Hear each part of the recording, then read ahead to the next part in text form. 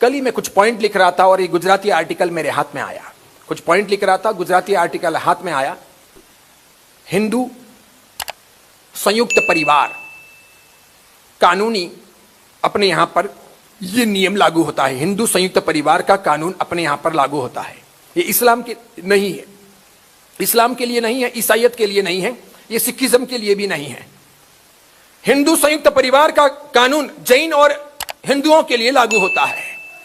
इस कानून में एक बहुत जोरदार प्रावधान आ गया कि पिताजी की आधी संपत्ति पर बेटी का भी समान हक है।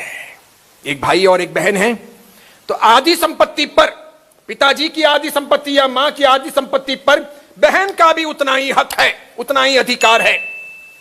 ठीक है, मैंने लिखा फिर पिताजी के हॉस्पिटल और माताजी के हॉस्पिटल के बिल पर भी बहन का दायित्व लगना चाहिए।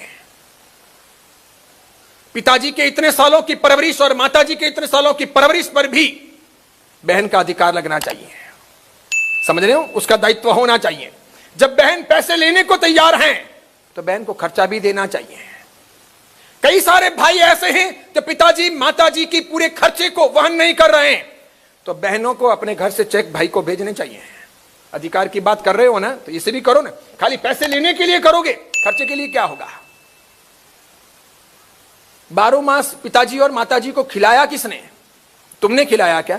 तुम तो ससुराल चली गई 18 साल, 19 साल, 20 साल, 21 साल की उम्र में। उसके बाद में भाई और भाभी ने खिलाया है, संभाला उन्होंने है। उनके डायबिटीज हैं तो इंसुलिन का, अन्य कुछ भी हैं तो तकलीफ, माइग्रेन की प्रॉब्लम है या अन्य कुछ हैं।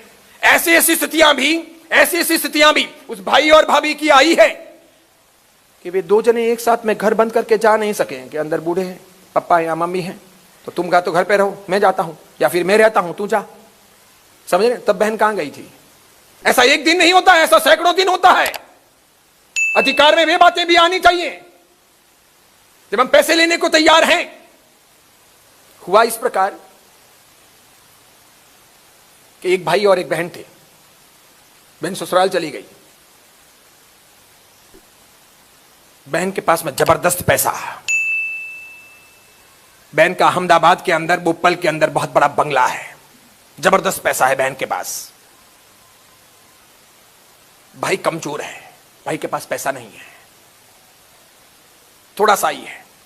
पिताजी नहीं, दादाजी के जमाने का वो मकान है जिसके अंदर ये भाई, भाई की पत्नी, भाई के छोटे बच्चे और भाई के पिताजी और माताजी वो रहते हैं। लगभग 3 साल तक बीमार रहने के बाद में मां गुजरी।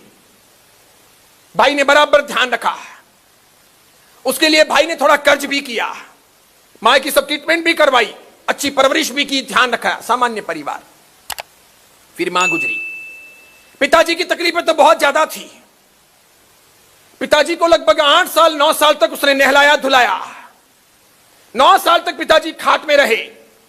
9 साल तक पिताजी को आधे शरीर का लकवा हो गया था, तो यहां से वोट यूं हो गया था, तो कितना भी यहां से दो, यहां से आधा गिर ही जाता था। तो इधर से साफ करते रहो, इधर से खिलाते रहो, इधर से साफ करते रहो, इधर से खिलाते रहो। ऐसा दिन में लगभग 10 बार करना पड़ता था।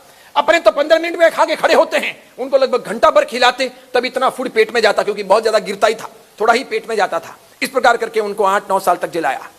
अभी वो पिताजी भी गए। पिताजी गए और बहन ने आधा हक मांगा। भाई अभी 8-9 दिन पहले अपने पिताजी का वो घर बेच करके, अपने परिवार को लेकर के, आधा पैसा बहन को दे करके किराए के मकान में अभी शिफ्ट हुआ है।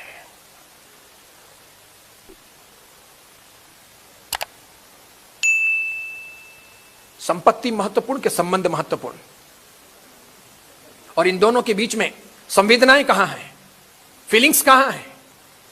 राखड़ी का मतलब क्या है? बहन को देना चाहिए था कि लेना चाहिए था?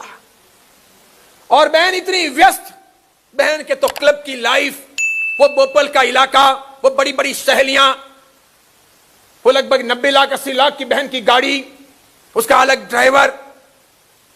तो कभी कभार जाते आते हाय मम्मा, हाय पापा करने आती, 10 मिनट बैठती, बातें करती, वापस रवाना। 24 घंटे रात और दिन किसको करना पड़ता? सब भाभी को और भैया को करना पड़ता। और तो भी बहन ने हक मांगा। भाई ने भी मगजमारी नहीं की कि ठीक है, उसने सब कुछ बेचा, बेच के जितना पैसा आया, पापा की प्रॉपर्टी का, मम्मी की प्रॉपर्टी का, सब आधा बहन को दिया। अब उसके पास में इतना पैसा नहीं रहा कि वो घर का घर ले सके। अब वो जिंदगी में कभी घर का घर ले नहीं सकेगा, वो तो कहीं नहीं ले सकेगा। उसकी तो अंदर की आत्मा भी दब गई होगी अब कि भगवान अब मौत दो, ये जितने बच्चे पैदा किए हैं या जो बहू है, पत्नी, इन सबका पालन पोषण कर लूं और शांतिपूर्वक जिंदगी बीत जाए, किराया तो किराया। यानी वो बाप जो अपने पापा और दादा दोनों के दिए हुए घर में शांतिपूर्वक रहता था और सबको उसने शांतिपूर्वक अंत तक पहुंचाया, वो अपने बच्चों को अब किराए का मकान देकर, यानी कर्ज देकर, यानी दुविधाएं देकर, दुख देकर इस दुनिया से विदा होगा। उस बाप के पास इतनी ताकत नहीं है कि वो अपने बेटों के लिए अब कभी मकान खरीद सकेगा। ये था भी सही पुराने जमाने का, ये भी तुमने बिकवा दिया, तो आज के जमाने में अब उस शहर में क्या मकान मिल सकता है? सोच बदल गई हमारी हो। और ये घटना अजैन की नहीं, जैन परिवार की है।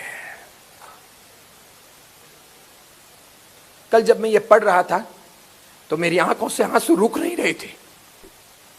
मैं साधु हूं, मुझे कोई लेना देना नहीं है, मेरे कोई लेना देना भी नहीं है, मुझे कुछ मिलता भी नहीं है। मैं सोचता हूं कहां चला गया भगवान महावीर का समाज? क्या मतलब है प्रवचन सुनने का, मंदिर जाने का, स्थानक जाने का, तेरा पद भवन जाने का?